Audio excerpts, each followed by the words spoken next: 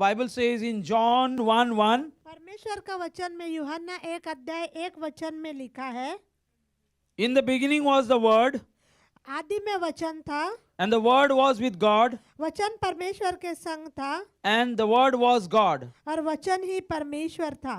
Why I bring this scripture for you today? क्यों मैं ये वचन आपके सामने लाया हूँ आज? Today we are going to learn and understand that we are supposed to hear God through the scriptures. हम ये आज इस बात को सीखेंगे और समझेंगे कि हमें वचनों के द्वारा परमेश्वर से सुनना है। And we know that the Bible says in book of John 1:1, परमेश्वर का वचन में यूहन्ना की किताब 1:1 में लिखा है, it says Jesus himself is the word of God. वो कहता है कि यीशु मसीह ये परमेश्वर का वचन है। And if you want to hear God, और अगर आप परमेश्वर से सुनना चाहते हो then you have to have a connection with Jesus. तो आपका रिश्ता यीशु मसीह के साथ जुड़ाव रहना चाहिए। Because when you have a connection with Jesus as one-to-one, जब आप यीशु मसीह के साथ जुड़े हुए रहते हो, on a one-to-one basis, यानी आपका वैयक्तिक जीवन में आप यीशु मसीह के साथ जब जुड़ाव रहता है personally, then you are connected with his word. तब आप उसके वचन के साथ भी जुड़ते हो। He says, in the beginning was the word, आदि में वचन था, and the word was with God, और वचन परमेश्वर के साथ था, and the word was God himself. और वचन ही परमेश्वर था। The word himself is God, और वचन ही परमेश्वर है, and word was with God. और वचन परमेश्वर के संग था।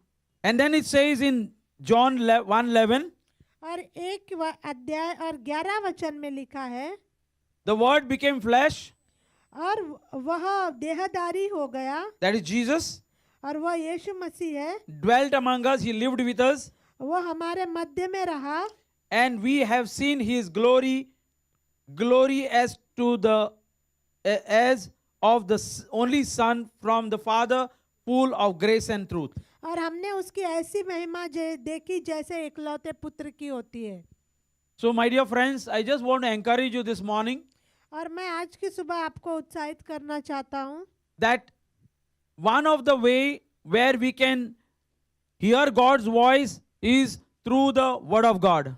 और एक रास्ता जहाँ से हम परमेश्वर की आवाज सुन सकते हैं, और वो है परमेश्वर का वचन। When we become born again, जब हमारा नया जन्म होता है, these are the qualities where you need to show to yourself to understand that how much you love God.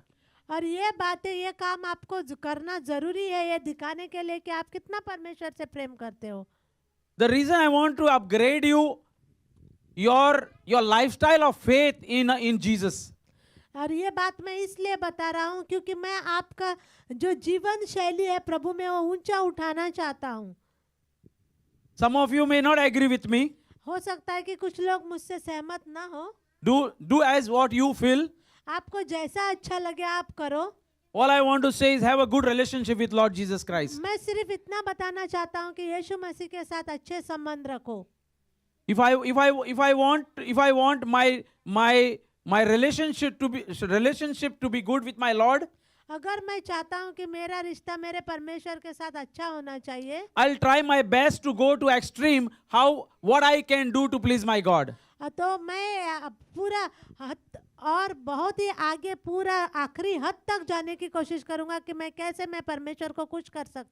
So I just want to encourage you, my dear friends, if you want to have a great relationship with your Father, Jesus, you need to have these things right in your life. Whatever is not right, you need to take it out.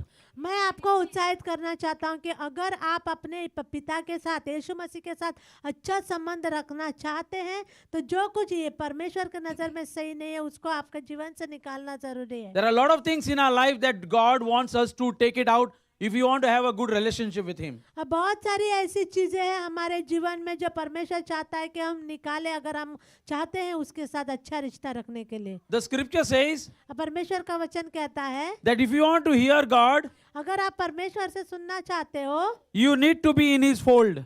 आप उसके हद में दायरे में रहना है।